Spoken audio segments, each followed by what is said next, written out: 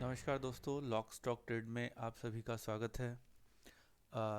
Bank Nifty का technical analysis करने जा रहा हूँ। काफ़ी डिमांड आ रही है लोगों की कि सर आप स्टॉक्स का टेक्निकल एनालिसिस कर रहे हैं, बैंक निफ्टी का भी कीजिए। तो देखिए, फिर से मैं आपको वही बात कहूँगा, बैंक निफ्टी का टेक्निकल एनालिसिस मैं जब भी करता हूँ, मैं फ्यूचर्स का एनालिसिस नहीं करता हूँ, फ्यूचर का चार्ट नहीं लगाता हूँ, क्योंकि उसमें जो करंट मंथ का जो कॉन्ट्रैक्ट होता है उसमें वॉल्यूम ज़्यादा होता है, और जो पुराने जो कॉन्ट्रैक्ट है उसमें उतना वॉल्यूम उस चार्ट में नहीं दिखेगा। तो उसमें हिस्टोरिकल डाटा में थोड़ी सी इनएक्यूरेसी होती है। यानी इनएक्यूरेसी का इन द सेंस कि डाटा गलत नहीं होता है, लेकिन एनालिसिस के पर्पस से आप उसको करेक्टली उसको नहीं एनालाइज कर सकते हैं, क्योंकि जो करंट मंथ का लाइव कॉन्ट्रैक्ट होता है, मोस्ट रीसेंट कॉन्ट्रैक्ट होता है, उसका जो प्राइस का रिलेशन है इंडेक्स के साथ वो सबसे क्लोज होता है, और जो दूर दूर के कॉन्ट्रैक्ट होते हैं उनका रिलेशन थोड़ा सा स्क्यूड होता है। तो अभी जो कॉन्ट्रैक्ट है उसका रिलेशन तो निफ्टी के साथ, इंडेक्स के साथ बिल्कुल ठीक है, लेकिन पिछले महीने जब ये कॉन्ट्रैक्ट करंट कॉन्ट्रैक्ट नहीं था,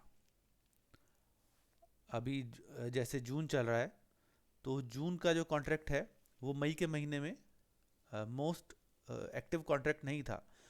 तो उस टाइम पे इसका रिलेशन इंडेक्स के साथ एक्यूरेट नहीं होता है, इसलिए मैं जब भी कोई एनालिसिस करता हूँ तो इंडेक्स का करता हूँ, बैंक इंडेक्स का। तो अगर आप काइट में हैं तो किसको कैसे ढूंढना है आपको इसमें, अगर देखिए बैंक निफ्टी आप टाइप करते हैं तो आपको इंडेक्स कहीं नहीं दिखेगा, आपको सिर्फ फ्यूचर्स एंड ऑप्शंस दिखेंगे। तो अगर आप इंडेक्स देखना चाहते हैं तो आपको निफ्टी बैंक टाइप करना पड़ेगा।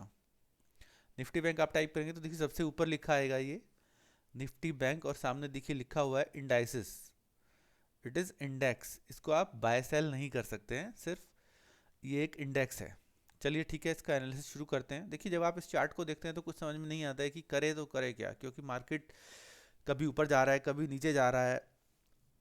देखिए, जब हम लोग बहुत सारे सोशल मीडिया की चैनल्स फॉलो करते हैं, बहुत सारे यूट्यूब चैनल फॉलो करते हैं, बहुत सारे लोगों की एडवाइस लेते हैं, तो डिफरेंट डिफरेंट व्यूज़ निकल कर आते हैं और हम लोग कंफ्यूज हो जाते हैं कि करे तो करे क्या। लेकिन मार्केट में अगर आप देखिए कुछ भी ट्रेड करना चाहते हैं तो सबसे जो अच्छा तरीका है वो है सेल्फ लर्निंग।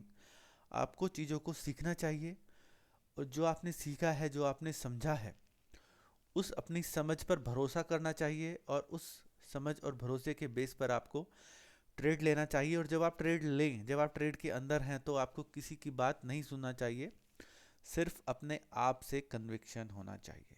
तो चलिए, मैं इसका वन डे का चार्ट मैं आपके सामने लगा देता हूँ। और जैसे ही मैं वन डे का इसमें चार्ट लगा देता हूँ, पोजीशन बहुत कुछ क्लियर हो जाती है। चलिए, मैं एक पैरेलल लाइन ड्रॉ करता हूँ करीब यहाँ पर। ये मैंने इसमें यहाँ पर ड्रॉ कर दिया। इस लाइन को मैं थोड़ा सा थिक कर देता हूँ, और इसको मैं कर देता हूँ कलर एज यूजुअल पिंक। ठीक है, अब मैं एक लाइन और ड्रॉ करने जा रहा हूँ। इसको मैं क्लोन कर देता हूँ, सो दैट कि मैं दूसरा लाइन ड्रॉ ना करने पड़े, जस्ट को पुल कर दूंगा मैं नीचे। तो ये निकल कर के आता है मेरा करीब करीब यहाँ पर 17,036 के आसपास। ठीक है, मैं एक लाइन छोटी सी और ड्रॉ करना चाहूँगा, पतली सी। इसको मैं फिर से क्लोन कर देता हूँ,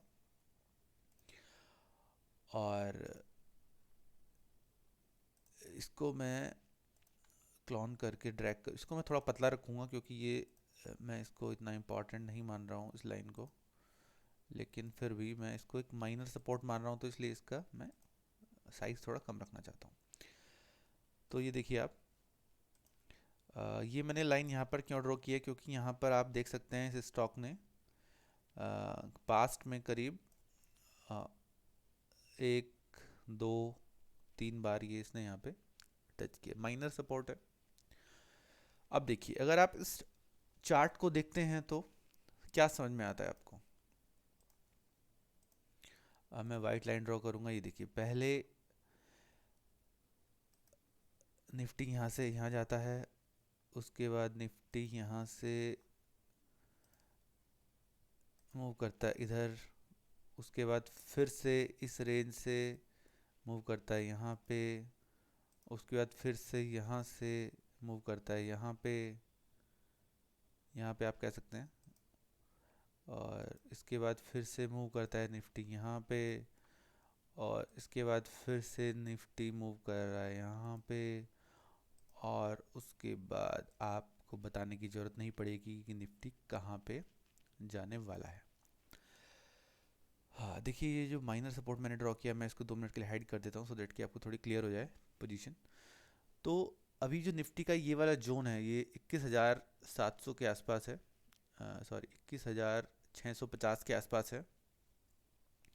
यहाँ से निफ्टी ने एक बार, 2 बार और 3 बार इसने रेजिस्टेंस फेस किया है, और करीब करीब 1 बार, 2 बार और 3 बार ही नीचे से इसने सपोर्ट लिया है। करीब 16 ये आपका लेवल बनता है 17, करीब करीब 17,000 का लेवल है। 17,000 से इसने 3 बार सपोर्ट लिया है, और 3 ही बार इसने 21,650 के करीब से रिवर्सल लिया है ऊपर से, रेजिस्टेंस वहाँ पे है इसका। तो अभी निफ्टी का प्राइस चल रहा है आपका 20,000, ये आपका चल रहा है 20,654 रुपये। तो यहाँ से देखिए अभी क्लियर डायरेक्शन इसमें ट्रेंड दिख रहा है कि ये यहाँ पे अब नेक्स्ट टारगेट इसका 17,000 होने वाला है। तो आप इसको यहाँ से शॉर्ट कर सकते हैं, और अगला टारगेट आप अगर इसमें 2 लोड करते हैं तो एक टारगेट को आप यहाँ कहीं बीच में बुक कर लीजिए 18,500 के आसपास, और अगर दूसरे लोड को आप यहाँ तक वेट कर सकते हैं। एक और बात है जो मैं आपसे बताना चाहता हूँ, देखिए जब भी इस टाइप के मूवमेंट्स आते हैं, ये इसको वाटरफॉल मूवमेंट्स बोलते हैं। देखिए यहाँ पे अपने करीब 31,700 के हाई से एक महीने के अंदर, करीब 1-1.5 महीने के अंदर ये 16,000 इसने 16,080 का लो बनाया, करीब यहाँ पर गिरा है ये करीब 1-1.5 महीने के अंदर। तो जब ये इस टाइप के वाटरफॉल बड़े मूवमेंट्स आते हैं किसी रीज़न से, तो उसके बाद जनरली एक रेंज फॉर्म हो जाती है स्टॉक की या इंडेक्स की कहीं तो ये वही रेंज है जिस रेंज में ये अभी काम कर रहा है।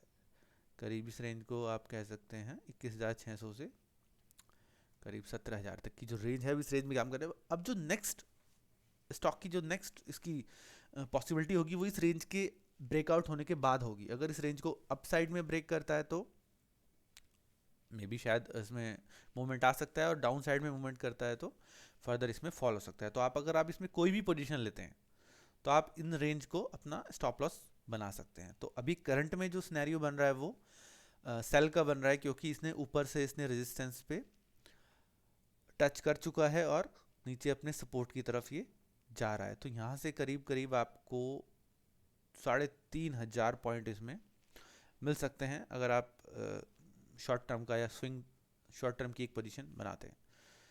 धन्यवाद दोस्तों ये वीडियो देखने के लिए, और अगर आप ऐसी ही इंफॉर्मेटिव वीडियो और भी देखना चाहते हैं तो चैनल को सब्सक्राइब कर लीजिए। और देखिए मेरा यही मानना है कि नॉलेज पे आप भरोसा करिए, चीज़ों को सीखने पर भरोसा करिए, ना कि सिर्फ पकी पकाई ज्ञान पर किसी ने जो आपको फीड करा दिया है उस पर बिल्कुल भरोसा मत करिए। लॉजिक पर भरोसा करिए। मैं कह दूं कि नेक्स्ट टारगेट 17,000 आएगा, क्यों आएगा, लेकिन आप इसके लॉजिक पर जाइए। अगर आप लॉजिक पर नहीं जाएंगे तो कुछ नहीं सीख पाएंगे मार्केट में, और हमेशा लॉस करते रहेंगे। ठीक है, धन्यवाद दोस्तों, ये वीडियो आज यहीं तक था। Thank you.